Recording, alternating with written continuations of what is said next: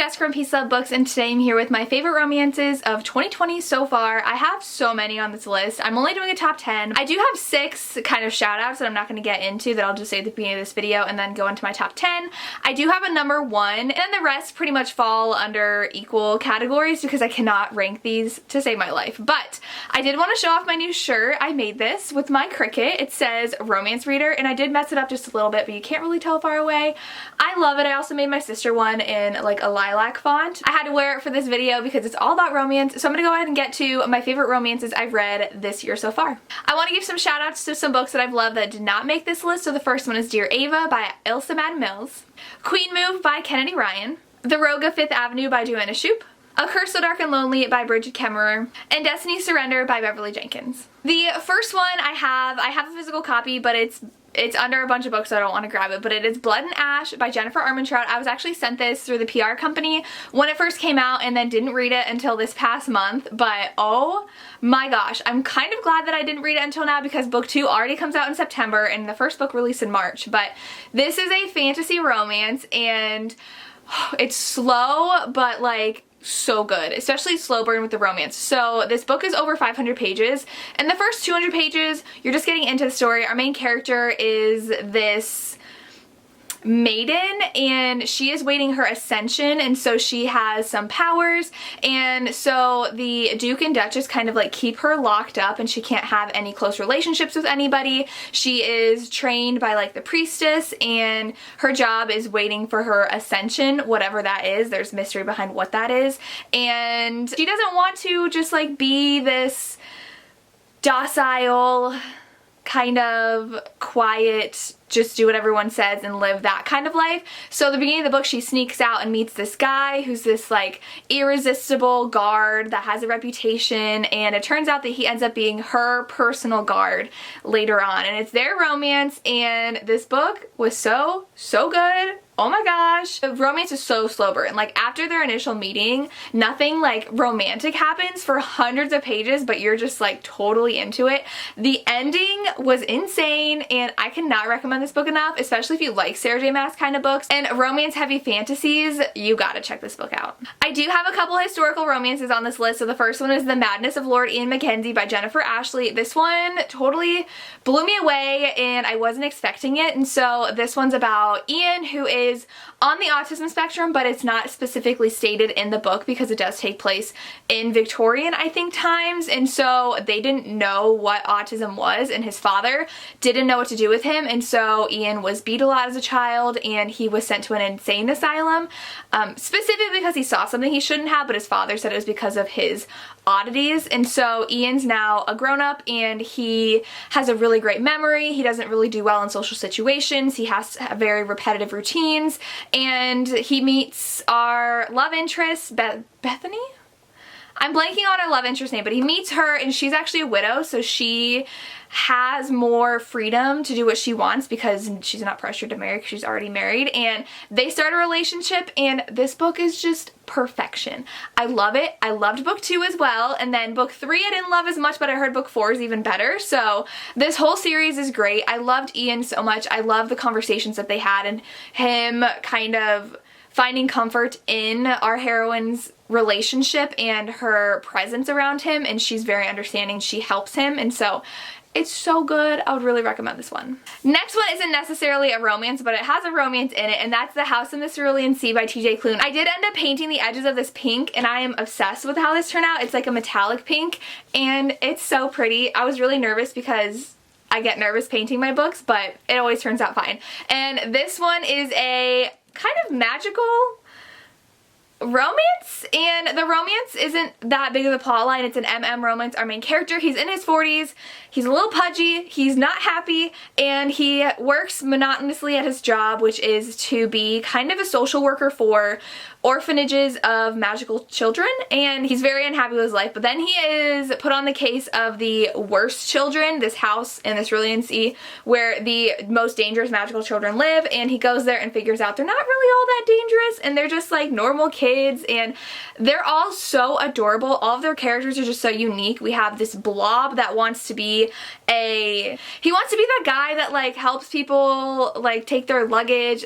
What is that called? I don't remember what it's called, but he wants to be that. Then we have Lucifer and a gnome, and they're all just so adorable. And then he has a romance with the headmaster of the orphanage. I don't know what else you would call him. He like is the one who looks over all the kids, and it's so fun, so adorable, so magical, so whimsical. I could not recommend this enough. Then I have Btree by Emily Henry. I did see a thread on Twitter where people were angry. People are calling this a romance and that it's probably going to be on Goodreads' list of best romances. I personally loved it, and I loved the romance in here. I do classify this as a romance. It's more tilting towards like the fiction side of romance because there's more to it than just the romance. It does deal with death of a parent. Our main character is a romance writer, and her father just passed away, and she figures out he had this whole other life. So she goes to his beach house and she's trying to clear it out to sell and like come to terms with her feelings about her father, because she's a romance writer because of her parents' romance that she thought was just amazing, and it wasn't all that she thought it was. And so the next door neighbor of her beach house though is actually Gus, who is her arch nemesis from college, who is a literary fiction writer.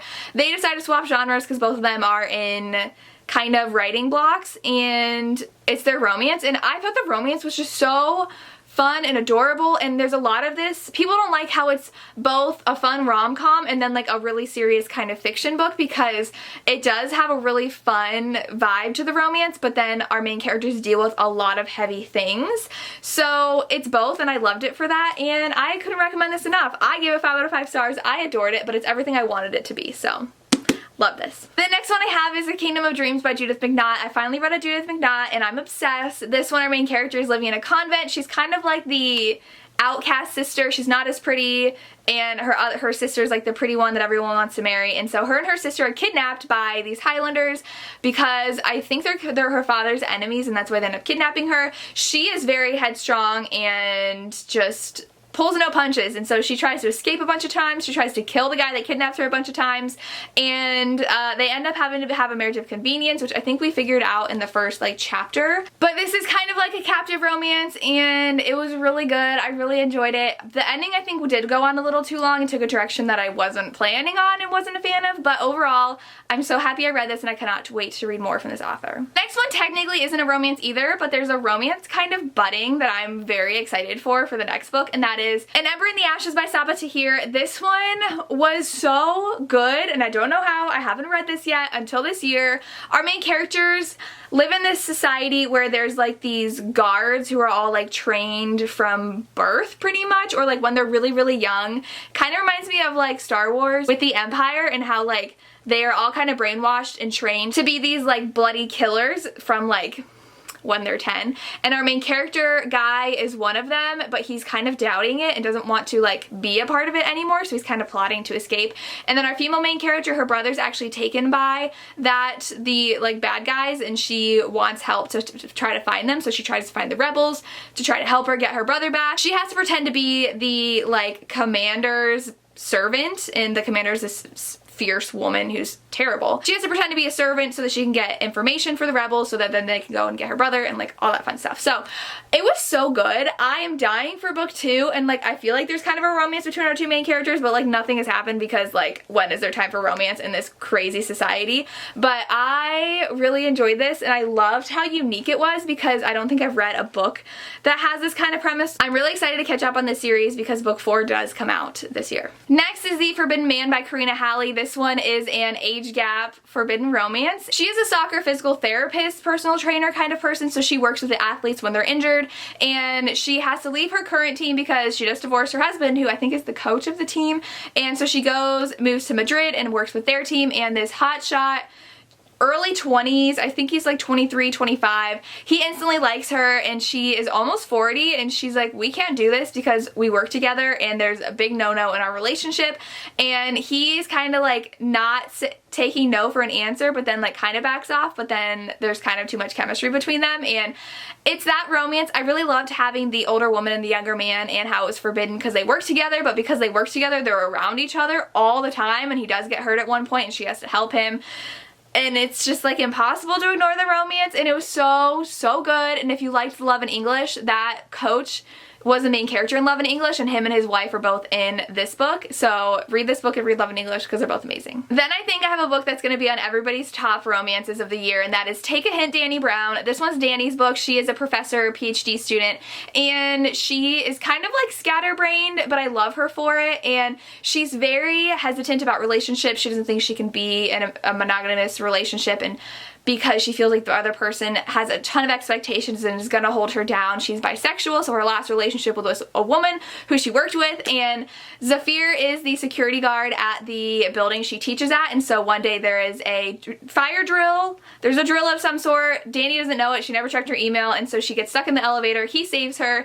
It goes viral on social media, and so they decide to fake date for Zafir's business, which is helping young men be comfortable with emotions and being vulnerable and strong in athletics. So he wants to not have the stereotype of men being the harsh, mean, no emotional kind of man like society has built them up to be. And so because of his business is getting a lot of attention, they decide to fake date to help that. And it's so cute. If you love fake dating, they're already friends when this book starts, so it's kind of friends to lovers.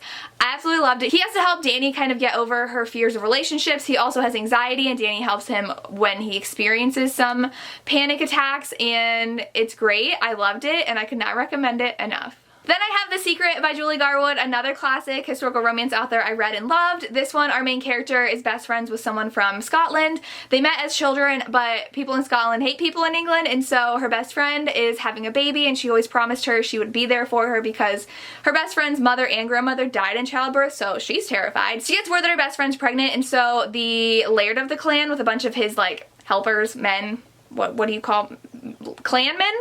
So a bunch of his people come and help to escort her back to Scotland to be with her best friend, and her and the laird of the clan fall in love, and it's so good. And she's very headstrong and doesn't really understand a lot of their social customs, like a lot of the things women deal with in the clan, and she wants to change them, and she doesn't want to be this submissive wife or submissive woman when her and the laird start falling for each other. There's a wedding scene in here that is just so funny and adorable and just endearing, and I love this whole book. I cannot wait to read more from Julie Garwood because I've heard book 2 is really good too. And the last book I have is Crescent City by Sarah J. Maas, House of Earth and Blood, whatever you want to call it. I don't know why the actual title is smaller than like the series title, but it's fine. This is a massive fantasy romance, and it is Bryson Hunt hunts an angel, and I love angel romances with a burning passion, and so I love this. It is super, super slow burn, so keep that in mind. So something happens at the beginning of the book, and Hunt has to help Bryce figure out what happened. I don't want to spoil anything. I didn't know what happened at the beginning of the book, and it totally like blew my brain when I was like, what just happened? So it is in the synopsis, but I'd recommend not reading the synopsis so that you're fully immersed in the story. But this is more of an urban fantasy. They have cell phones. It's like a normal day city, but with fantastical creatures, and I loved everything about this book. I gave it 5 out of 5 stars. I love Sarah J. Maas, so this one was fantastic, and I love that romance so much. The ending was crazy. I feel like the last like 200 or 300 pages like is non-stop action. I cried in here. I forgot I cried in here. I did my mid-year book freakout tag and said I haven't cried in a book, but I definitely cried in here when something happened to a certain character, so wow. I lied to you all in that video, but I love this book so much. Cannot recommend for fantasy lovers enough. And those are my favorite romances I've read so far in 2020. Let me know down below if you've read any of these or what your absolute favorite romance of 2020 has been so far. I would love to hear. As always, thank you so much for watching and have a good day. Bye.